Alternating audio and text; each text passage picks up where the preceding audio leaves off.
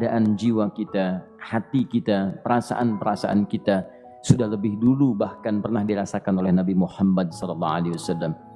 Kalau Anda pernah gelisah, Nabi dulu pernah gelisah. Kalau Anda bahagia, Nabi juga pernah bahagia. Kalau Anda merasakan kekhawatiran, Nabi dulu pernah khawatir. Dan miniatur kehidupan kita sudah dicontohkan dalam perjalanan kehidupan Nabi Muhammad SAW agar kita bisa belajar mengatasi problematika kehidupan. Allahu Akbar, kalau beliau tidak diutus oleh Allah, kita tidak tahu bagaimana cara menyelesaikan pemetaan kehidupan kita hingga dengan saat ini. Bahkan satu ketika pernah beliau kemudian dalam masa yang telah panjang berdakwah, qadarullah kemudian ada wahyu yang jeda datangnya tidak seperti biasanya. Biasanya datangnya cepat, berganti hari turun wahyu, ganti pekan turun wahyu. Ini beberapa masa wahyu belum turun. Ada hikmah di balik itu. Teman-teman sekalian, tiba-tiba beliau naik ke atas bukit, wahyu belum turun juga. Pulang ke rumah, belum turun juga. Sampai keadaan itu terlihat oleh kalangan kafir Quraisy dan mereka berkata, lihatlah Muhammad sudah gila. Dituduh gila. Jadi kalau Anda cuma dituduh dengan hal-hal yang ringan, dituduh soleh, kan? Dituduh kemudian orang yang berubah, dituduh semakin beriman dan sebagainya, barangkali itu lebih baik. Nabi dituduh gila, Anda bayangkan. Tuh Muhammad sudah gila. Muhammad sudah ditinggalkan oleh Tuhannya. Muhammad sudah kehilangan pegangannya. Muhammad sudah tidak punya orientasi. Orangnya sudah nggak jelas, bolak-balik tidak karuan. Naik ke atas bukit seakan-akan orang yang frustasi dan seterusnya. Tapi tahukah Anda apa yang terjadi? Setelah berbagai cacian, makian, tuduhan macam-macam diterima oleh Nabi SAW, lantas tibalah masanya Allah menurunkan satu surah, bahkan disandingkan dengan surah yang lainnya. Bersandinglah dua surah ini secara bersamaan turun, surah ke-93 dan surah ke-94-nya, terkait berkelindan, memberikan satu harapan yang sangat panjang.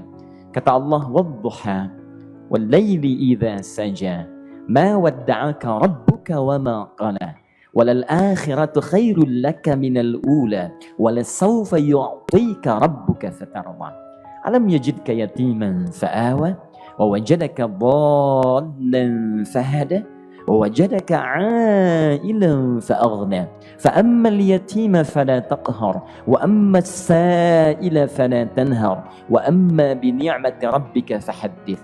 Ya Muhammad, saya bersumpah dengan waktu duha. Kalau kita baca dengan ilmu balaghahnya, itu bukan sekedar sumpah mengilustrasikan waktu duha. Karena di ilmu balaghah itu nanti ada 3 turunan ilmu. Ada disebut ilmu ma'ani, ilmu mencari kata-kata sehingga ungkapannya sesuai untuk disampaikan.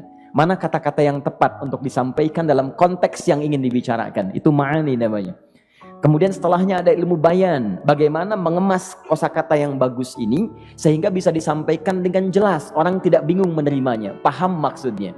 Kemudian setelah itu kadang-kadang jelas kalimatnya, tapi kedengarannya tidak indah. Woi, rapatkan, woi, apa belum paham juga? Rapatkan saf. Memang jelas, tapi nggak ngenakin. Maka bagaimana caranya disampaikan dengan jelas, tapi hati kita terasa nyaman, memuji. Rasanya nyaman diserahkan kepada Allah, tapi ada kebahagiaan, disampaikan tidak terasa tergurui, diperintahkan serasanya diberikan jalan untuk mendapatkan kebaikan. Maka yang ketiga disebut dengan ilmu badi' namanya. Ilmu menghiasi kalimat yang disampaikan sehingga terasa dengan nikmat. Turunannya nanti ada majaz namanya. Mengambil sebuah kalimatnya untuk diposisikan pada kalimat yang nyaman disebut dengan kinayah turunannya. Maka teman-teman, kata Allah, wadduha, diterjemahkan demi waktu duha, bukan sekedar waktu duha, karena duha itu ada cahaya yang indah, dirasakannya enak. Antum keluar waktu duha kan enak tuh, berjemur, kata orang Sunda moyan gitu kan, datang, bahkan sampai dianalisis ada vitamin D-nya bisa terasakan ya. Kemudian setelah itu ada kenikmatan, enak suasananya, seakan-akan dunia milik sendiri, yang lain numpang. Wah, nyaman keluar itu. Baik, jadi wadduha itu ingin bersumpah mengilustrasikan waktu kenyamanan yang pernah dilalui. Kalau dalam bahasa tafsir yang luasnya, saya bersumpah Muhammad, demi segala kenikmatan yang pernah engkau rasakan dalam hidupmu, seperti engkau merasakan cahaya duha itu.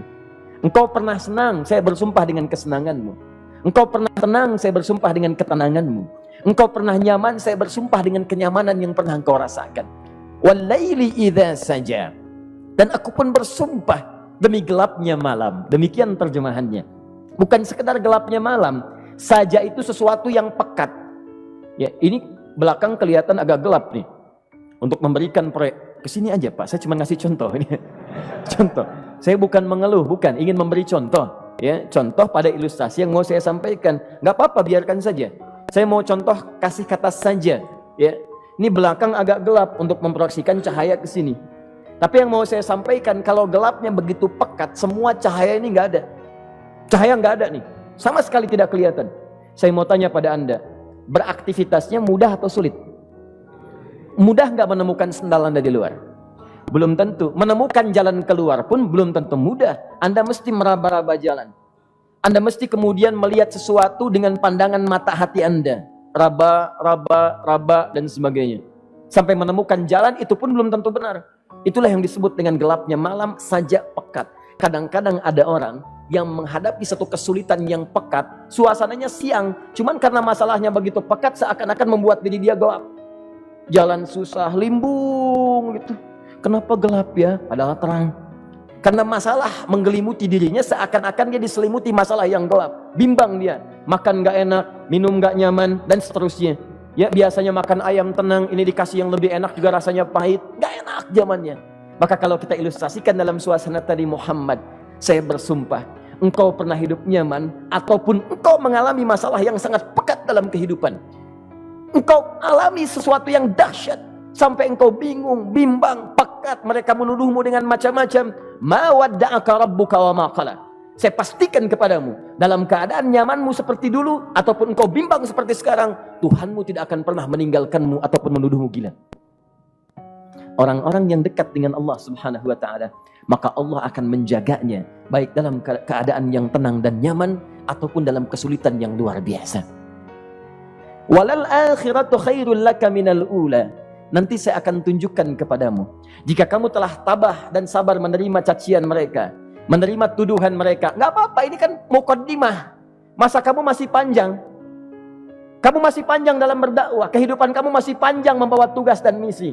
Kalau kamu belum bersabar pada yang sekarang, bagaimana dengan yang di masa depan?